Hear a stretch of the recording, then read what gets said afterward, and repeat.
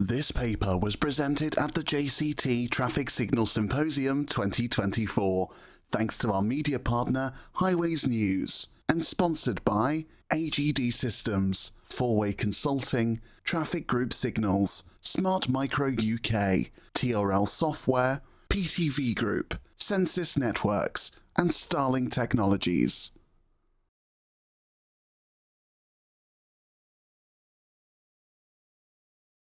So, with my stick, the joy of data. You've heard the words data used an awful lot. Lots of organizations going around and peacocking their data services and all of the good things they can give you.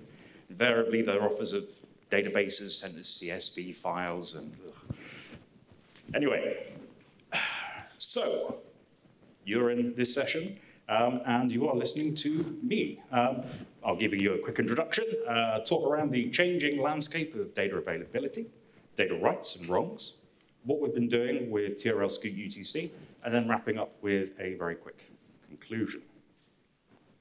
Now, today we're generating more data than ever before. There's no surprises in that.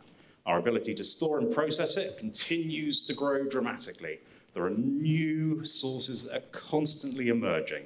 It used to be, every so often, and it's seemingly new data sets becoming available, new devices, new services, and that revolution apparently is transforming our daily lives in profound ways. Transportation has been no exception to this. With around 1 million terabytes, or an exabyte, there's an awful lot of data that comes. And some of the things that you can buy on the internet about data are interesting through to concerning, let's say. Where does the UK currently stand? So, Organisation for Economic Cooperation and Development. The UK was rated at 20th place back in 2019, but we've slid down now to 24th place. This is in relation to data transparency, accountability, what's available, how freely available it is, how complete it is, relevance and timeliness. Of course, accountability is the other side of opening up open data, and usually where you find the rub in such things. Now, buying data, from fleet management solutions to tire pressure monitors to hidden telemetry in your vehicle, you can get data from all sorts of places. You've got your phone in your pocket, and it's okay to have feelings about this. I have some very strong feelings, and we'll just use the word feelings for now. I think I know what good looks like, what could be done, what should be done, but importantly, what doesn't feel right. And you'll hear some more about that from others later today. Now, to start with, when you look at all of the data that could be available to you, that you could do things with, there's the shut up and take my money. This is fantastic. How can I have this? How can I consume it? What can I do with it? Or what's the benefit? How do you balance that? And so there are a lot of things that you can consider to be right, and there are a lot of things that I think are quite wrong. So from privacy, ownership, access, I think at the moment it feels like there is more wrong with it than there is that is right, from Cambridge Analytica to being able to formulate patterns of life. I was truly astounded that for £800 a month, I could buy 300 million journeys from North America that started at someone's house and finished wherever they were going. The level of detail within that data set was truly incredible. Being able to de-anonymize that was not a significant undertaking in any way, shape, or form. Were people aware that you can actually buy products, goods, services, data resale that actually enables this? Probably not. Where are we? Yeah. Plagiarized information synthesis systems, or AI. There's some feelings I have about that. But then also something that Mark played out. I'm sorry to pick on you, Mark. Something that he said at the Artisan user group in AGM, talking around public roads and private benefit. And that's a thought from his discussion that hasn't left me. But you'll hear more from Mark later. So how do we measure things? So we've talked about, well, I've talked about the wrongs and the rights and how we're measuring. And monitoring, evaluation, performance, metrics are all really, really, really, really quite important. Is it better? Is it different? Is it worse? By how much? What has an intervention actually done? So, Kettell, Swarco, Unix, Cubic, please, can we have from the controller high-resolution logs of the events around detection, phase stage changes, demands, time, as a feed? Because, like our cousins over the pond, well, over in the States, they've got the Automated Traffic Performance Measurement System, or ATPMS, and it's superb. It's a standardized way of looking at any intersection, any junction, interrogating data that comes off from a continuous log and saying, how is my junction performing? And so as we have new control methods which are coming in, we're testing different strategies. There are ways in which we can evaluate, but we're not comparing apples to apples. And so in answering the question of, is it better? Is it worse? Is it different? Are we actually getting a consistent answer to those questions? Well, across England, no, we're not. If we look back at some of the recent DFT funding, how do you go ahead and monitor and evaluate your projects? Everybody's got a different yardstick. Some commonality, I think, in all of that, where we have authorities that aspire to be lighthouses of best practice. This would be a great place to start from. So, we have some of the data, but not all of it. More, please. So, shifting into, I'm still on the green light, great, developments in TRL, Scoot, UTC, and our journey so far. So, once upon a time, TRL were responsible just for the Scoot kernel, and in 2016, we rolled up our sleeves and actually combined that with our own UTC. It's a long list of functional enhancements and improvements that we've made over prior versions of Scoot, and starting with Scoot 7. UTC, we started from a how we think it should be, reducing the complexity out with the old, the legacy. You won't find any open VMS lurking in there. We've had 5 major functional releases across the combined UTC and Scoot, which all lead us towards what we're doing with Scoot 8. Scoot 7, we've talked about an awful lot, and so that's not what I'm here to talk about today.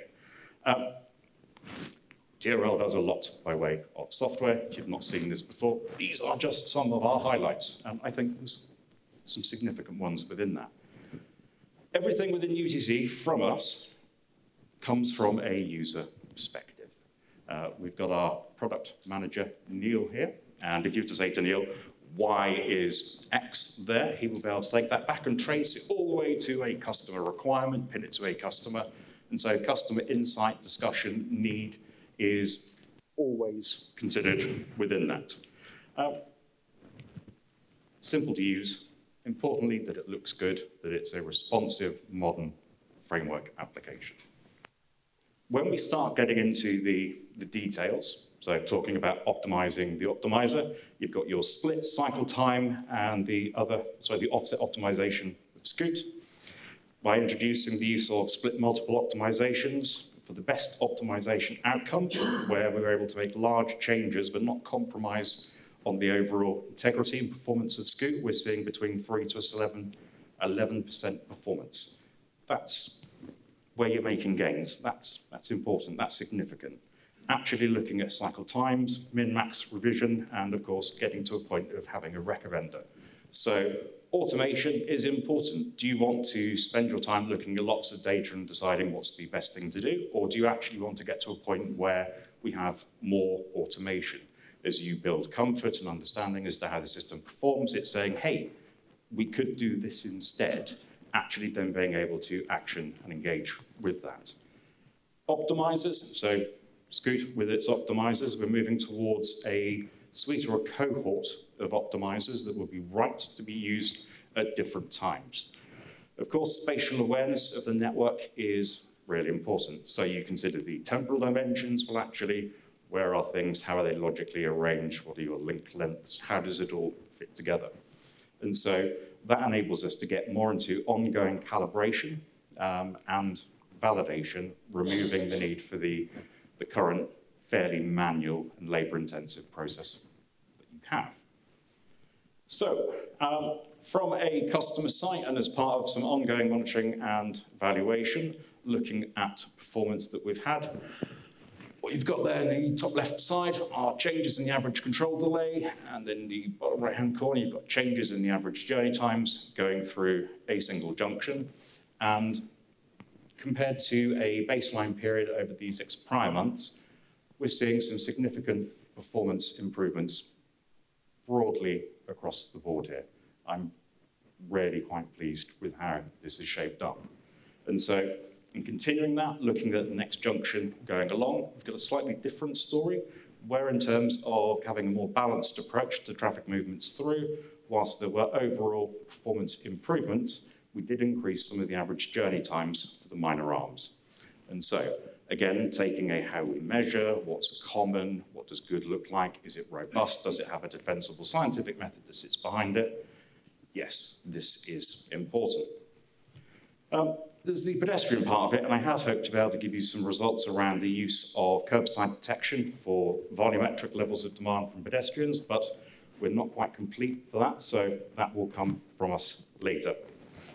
In respect of what the differences between Scoot 6, Scoot 7, in respect of the modes for which you optimize for, and of course then those well-known benefits. How that ultimately works, how that's implemented, how things fit together.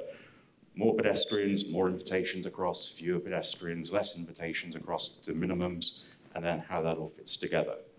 But ultimately, what does good look like? And so I think there are a number of different ways in which you can address that question. And that's from a customer perspective, but also from a technology perspective.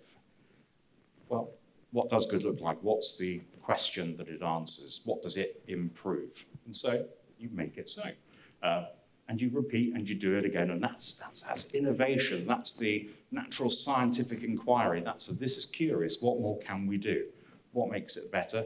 Can I have some more of that? That as an approach, very, very simply put, is a very good way of, well, that's kind of how a bit of the inside of my brain works. So when you start thinking about your networks as a graph, how things link together, where parts of your traffic are, how that flows, how it works, where your bottlenecks are and your gaps. Every link is important. Every link is sacred. And so actually being able to characterize very, very quickly around what are the qualities of every link, you start building up a picture and what would you do for a manual validation. And I think what I'm starting to talk about here is equally applicable to Mover. And so you look at links, how traffic moves along them, what is good. You very quickly start getting towards what I should refer to as the mystery Reynolds number that actually looks at around what a link does. And with some secret sauce in terms of understanding how that fits together, you very quickly get to a methodology that's robust and enables you to get from a greenfield site to a site that you're actually now operating using Scoot UTC, and that being very, very tightly tuned. From all of this, you use more data, and the right data at the right time starts to let you look at the interesting things that happen in flow breakdown in terms of shifting between free-flowing and into congested conditions, understanding the precursors to that, and importantly, being able to identify where you have issues before they occur. And so with existing, new, and novel data that's been consumed, it's the right data at the right time. It's been a modest sip from the veritable fire hose of things that we could have taken. So Ways from Cities data, looking at the use of Strava Metro, very excited around the enhanced detector data to come as well. And so that leads us into where we're going with Scoot 8. And so what we have here is our graph attention network, transformer encoder, and graph attention network, or GTTG. And what this enables you to do within UTC is actually model the outputs without requiring a traffic model. Flow forecasting, rapid incident detection, and anomaly detection, what's odd with your flows. And that delivers Scoop performance gains. Looking at what we've done so far, this is an output from a project with the Alan Turing Institute that started off as RadNet, working in just part of the Transport for Greater Manchester area. We've scaled, we've revised, we've updated, and can now go through and provide forecasting at 5 and 15 minutes. The scores that we have across the board there, so precision looks at the positive prediction quality, is it good, is it bad? Recall assesses the sensitivity to any positive instances. Accuracy, how correct is it overall? And then the F1 score is the balance between the two. The higher the number, the better it is. We're in a really good place. It was suspiciously almost too good until the point of taking it to a different network with different traffic flows and then being able to repeat comparable results. And so this running and providing those consistent forecasts in the background allow you to identify problems in the future. And if you know what's coming up, you can change and you can look to make better and improve. And so that gives us a very nice set of results. More insights for better outcomes. It's a bit like, do you eat your own cat food or whatever product it is that you're going to produce? Do you want to see the process, or do you want to focus on the outcomes and how that helps you realize and achieve what you're doing? In most cases, it's around how can it make things better for me, for my network. So, in wrapping up, there's some challenges. There's an awful lot to be done. We can be better, so much better. Apples to apples, when you have a need for a uniform method of comparing and evaluating and defining what does good look like. And so you'll continue to see evolution of Scoop from us and the delivery of more, specifically which answers the questions of what does good look like and how do I do that? That's me.